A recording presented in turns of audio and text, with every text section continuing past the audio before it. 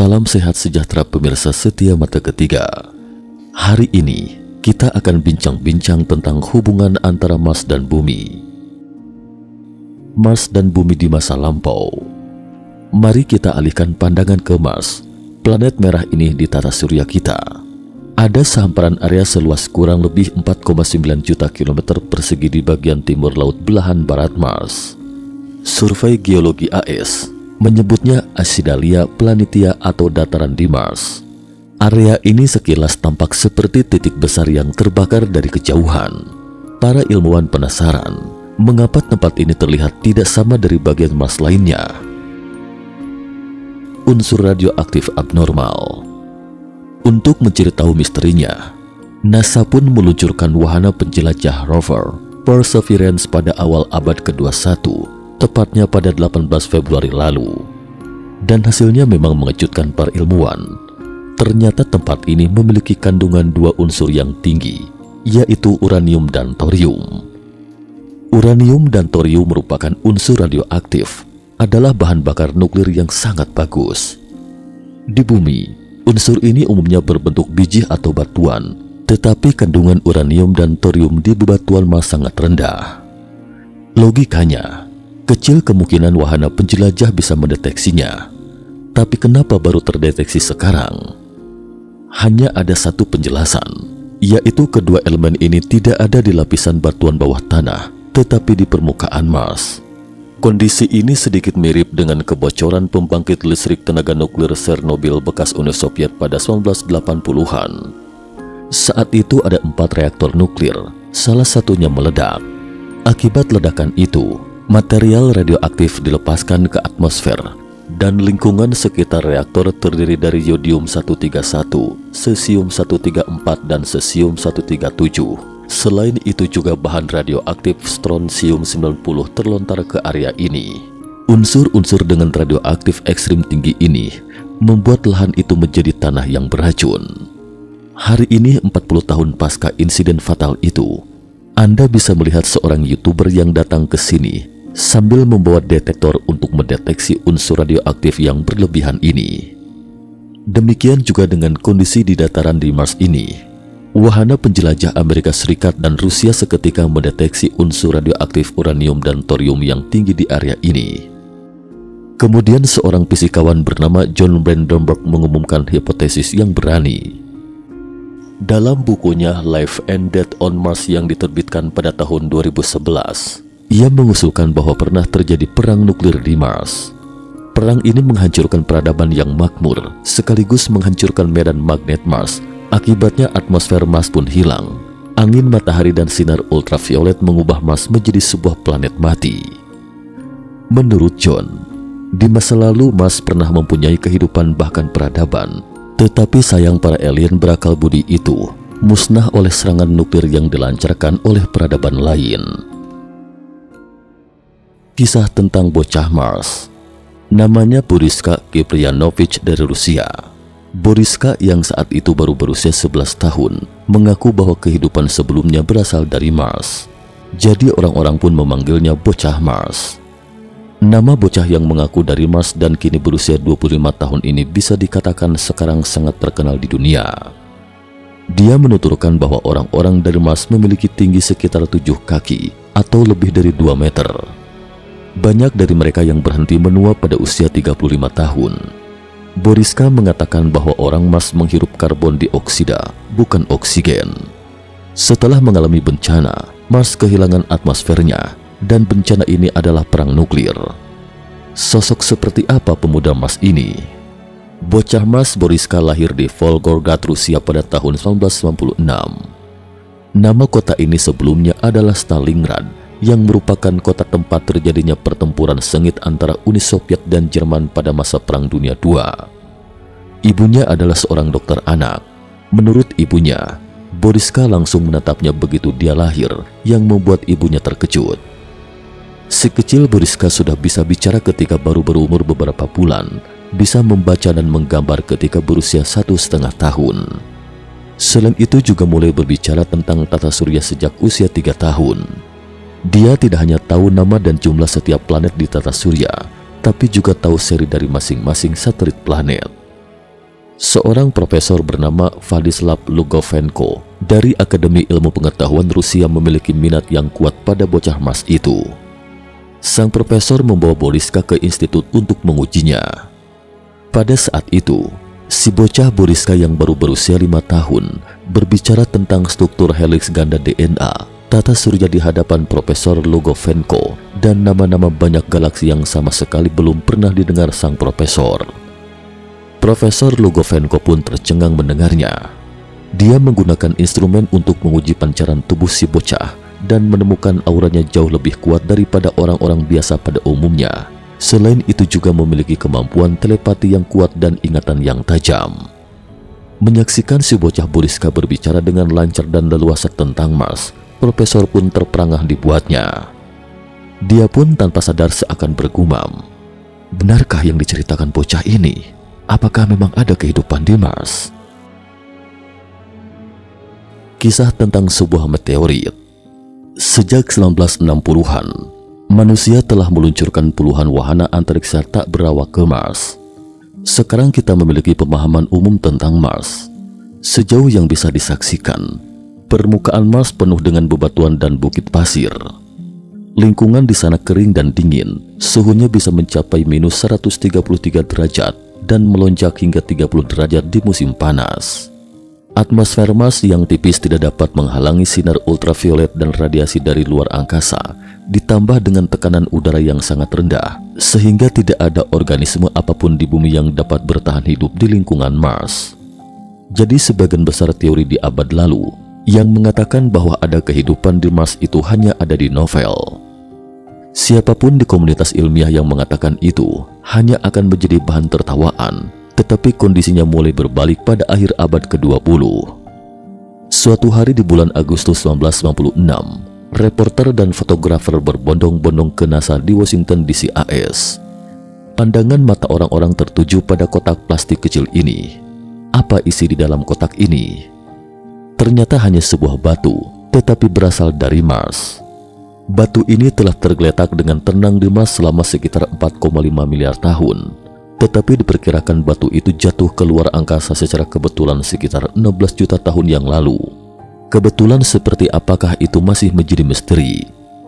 Sejak itu, batu ini mengembara di tata surya hingga menembus atmosfer bumi dan menjadi meteor 13.000 tahun yang lalu. Puing-puing yang terbakar kemudian jatuh ke Antartika. Setelah tergeletak diam di sini selama lebih dari 10.000 tahun, kemudian ditemukan oleh seorang ahli geologi pada tahun 1984 dan dinamai meteorit Allen Hills ALH84001 sesuai dengan wilayah Antartika tempat ditemukannya batu ini. Temuan ini seketika membuat para ilmuwan bukan main senangnya, karena meskipun manusia telah berulang kali meluncurkan wahana antariksa ke Mars pada abad lalu, tetapi tidak pernah benar-benar mendapatkan bukti tanah apapun di Mars, hanya bisa melihat dan masih bingung. Meteorit yang ditemukan karena keberuntungan ini adalah yang pertama, bisa dikata itu adalah pusaka dari angkasa. Para ilmuwan akhirnya memiliki sesuatu yang nyata, jadi dapat dimengerti mengapa para ilmuwan tampak sangat bersemangat. Para ilmuwan dengan penuh semangat mengeluarkan semua kemampuan mereka untuk menganalisis pecahan meteorit ini. Hasilnya tidak akan tahu jika tidak diteliti dan dianalisa, dan menjadi terkejut ketika memahaminya.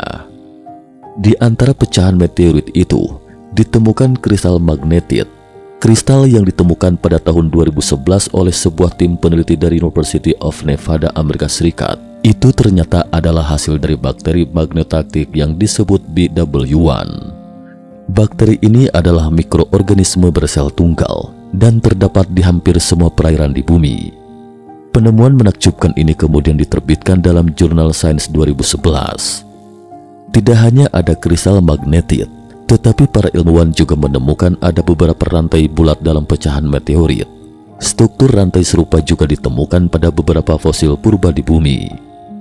Menurut studi ahli paleontologi, rantai fosil di bumi ini terbentuk oleh bakteri.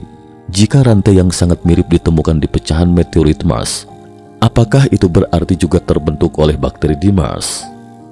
Menurut David Mackay, kepala ahli biologi luar angkasa dari Johnson Space Center, bahwa kedua materi itu adalah bukti yang kuat. Dia menyatakan bahwa ada kehidupan di Mars kuno. Pernyataan ini pun seketika membuat geger komunitas ilmiah yang terbagi dua kelompok. Satu kelompok sependapat adanya bukti yang mendukung keberadaan kehidupan di Mars, sementara kelompok lainnya mengatakan bahwa bukti itu jauh dari cukup dan belum cukup untuk menarik kesimpulan. Masing-masing kelompok tidak ada yang bisa saling meyakinkan. Oleh karena itu, menemukan bukti lebih lanjut menjadi prioritas utama. Inilah salah satu alasan mengapa berbagai negara silih berganti meluncurkan wahana canggih ke Mars. Jika memang ada kehidupan di Mars, itu berarti kolonisasi di masa depan itu memungkinkan. Artinya siapa yang datang lebih awal, dialah yang akan mengeksplorasinya dulu, setidaknya membawa sampel batuan kembali ke bumi dan mempelajarinya terlebih dahulu. Eksplorasi terbaru tahun 2020. Pada Juli 2020, Amerika Serikat, Tiongkok, dan Uni Emirat Arab meluncurkan wahana antariksa ke Mars. Alasan diluncurkannya wahana pada saat bersamaan karena Mars terdeteksi pindah ke posisi terdekat dengan bumi. Jika melewatkan waktu ini, maka harus menunggu kesempatan berikut selama 26 bulan lagi. Wahana penjelajah Perseverance AS lebih dulu mencapai belahan bumi utara di Mars di sebuah kawah disebut J0. Robot penjelajah Zhurong Rover atau Dewa Api Tiongkok yang diluncurkan bersama Uni Emirat Arab juga mendarat di dataran dekat kawah 3 bulan kemudian. Kawah seperti apakah itu yang membuat sejumlah negara meluncurkan wahana antariksa dan mendarat di sana untuk penelitian? Karena kawah ini kebetulan berada di lokasi yang sangat strategis. Diduga merupakan delta yang terbentuk dari sungai purba yang mengalir ke danau atau lautan, persis seperti dataran aluvial di bumi. Jika memang pernah ada kehidupan di Mars, maka umumnya dapat ditemukan beragam biota di tempat ini. Para ilmuwan yakin bahwa tempat ini dulunya adalah dataran aluvial karena ada beberapa batu besar dan kerikil di bagian atas delta. Di antara batu-batu besar itu ada yang beratnya beberapa ton. Di lapisan bawah batu ada beberapa sedimen halus.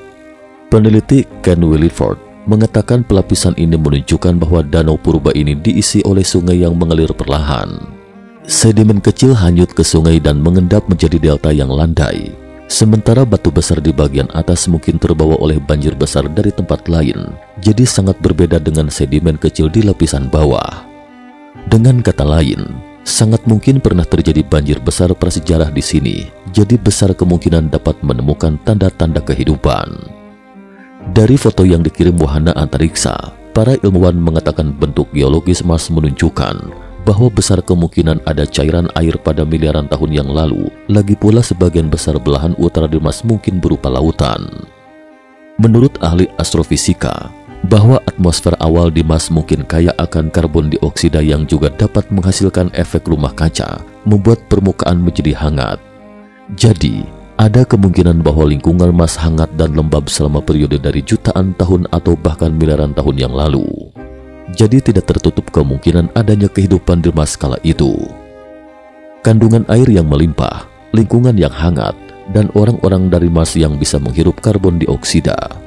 Ketika elemen-elemen ini digabungkan, kita akan merasa bahwa cerita bocah Mars itu tidak begitu sulit untuk diterima. Lalu mengapa Mars sekarang menjadi planet mati? Kematian Mars. Boriska mengatakan, karena perang nuklir dan perubahan lingkungan yang drastis, sebagian besar rasnya punah dari Mars, hanya sebagian kecil yang selamat menetap di kota bawah tanah. Karena Boriska adalah pilot pesawat ruang angkasa yang datang ke bumi, dia berinkarnasi sebagai penduduk bumi dan hidup di antara kita, jadi dia manusia dari Mars sekaligus penduduk bumi. Boriska mengatakan bahwa tujuannya berinkarnasi di bumi untuk memperingatkan orang-orang agar tidak berperang. Karena sudah banyak tanda-tanda di bumi akan terjadi perang nuklir di masa depan, Mars adalah pelajaran dari masa lalu. Kita kembali pada pecahan meteorit Mars yang jatuh ke bumi 13.000 tahun yang lalu yang ditemukan oleh NASA. Batu ini mampu melepaskan diri dari gaya gravitasi Mars dan melesat keluar angkasa sekaligus mampu menghindari medan gravitasi bumi. Ini artinya meteorit tersebut membutuhkan kecepatan awal yang sangat tinggi untuk dapat melesat sejauh itu. Tapi kekuatan apa yang mendorong kecepatannya ke tingkat ini? Secara umum diyakini bahwa ini mungkin karena tabrakan asteroid di Mars, sehingga mampu menghasilkan energi yang kuat dan melontarkan puing-puingnya sejauh itu. Selain itu, kemungkinan lainnya adalah berasal dari ledakan hebat Mars itu sendiri, gelombang kejut yang kuat melemparkan puing-puing keluar dari orbit Mars. Meteorit Mars yang jauh ke bumi dan diduga menunjukkan tanda-tanda kehidupan ini secara tidak langsung memberikan dukungan tentang letusan nuklir kuno di Mars. Di antara beberapa peradaban kuno manusia di bumi, misteri tentang Mars secara mengejutkan sesuai dengan astrologi dan mitologi, di mana semuanya terkait dengan perang dan pembantaian. Memori di Mars tentang peradaban bumi. Dalam astrologi Tiongkok kuno, Mars melambangkan perang dan kematian. Dalam astrologi Veda India kuno, Mars juga merupakan planet yang membawa bencana, mewakili dewa angkara murka. Dalam mitologi Nordik, Mars sesuai dengan Tyr, dewa perang dan keberanian. Dalam cerita Ragnarok, yaitu suatu bagian dari mitologi Nordik tentang pertempuran di akhir dunia, Tyr dan Garmr, anjing neraka, mati bersama setelah pertempuran sengit, menyiratkan bencana Mars. Sementara itu dalam mitologi Yunani kuno, representatif dari Mars adalah dewa perang Ares. Belakangan dewa Ares disebut sebagai Mars dalam mitologi Romawi. Bangsa Romawi kuno percaya bahwa mereka adalah keturunan Mars, dewa perang. Karena itu prajurit Romawi adalah yang terkuat di muka bumi sebelum abad pertengahan. Secara harfiah, bangsa Romawi adalah keturunan Mars. Di penghujung video, mari kita simpulkan sejenak sirkuit otak hari ini. Dari bocah Mars sampai mitos kuno berbagai bangsa hingga ditemukannya tanda-tanda pernah adanya kehidupan di Mars, namun hancur oleh bencana, terajut sebuah alur cerita fantastis yang melintasi ruang dan waktu di depan mata kita. Dulunya Mars yang penuh vitalitas pernah eksis peradaban yang sangat maju, tetapi perang nuklir yang tiba-tiba menghancurkan segalanya sekaligus mengubah Mars menjadi planet mati. Beberapa orang Mars yang selamat melarikan diri ke bumi, dan setidaknya beberapa dari mereka telah berbaur ke dalam ras manusia di bumi. Namun di alam bawah sadar kolektif mereka masih menyimpan ingatan akan bencana yang dialami leluhur kuno itu. Oleh karena itu, dalam mitos yang mereka kumandangkan, Mars erat hubungannya dengan perang dan kehancuran. Boriska, bocah dari Mars, adalah kasus individu yang mempertahankan ingatan jangka panjang dalam proses reinkarnasinya di bumi. Karena beberapa manusia di bumi berasal dari Mars, jadi mungkin kita dapat mengatakan bahwa Mars adalah bumi periode sebelumnya dan bumi adalah Mars periode sekarang. Jika bumi dihancurkan oleh perang nuklir, maka itu akan terlihat seperti planet merah Mars versi kedua. Tentu saja, di atas itu hanya pemikiran dalam cerita novel. Lebih baik kita bersikap secara rasional. Terima kasih. Cukup sekian dulu topik kita hari ini. Jika suka dengan video mata ketiga, jangan lupa like, subscribe, dan share. Terima kasih atas perhatiannya dan sampai jumpa di episode berikutnya.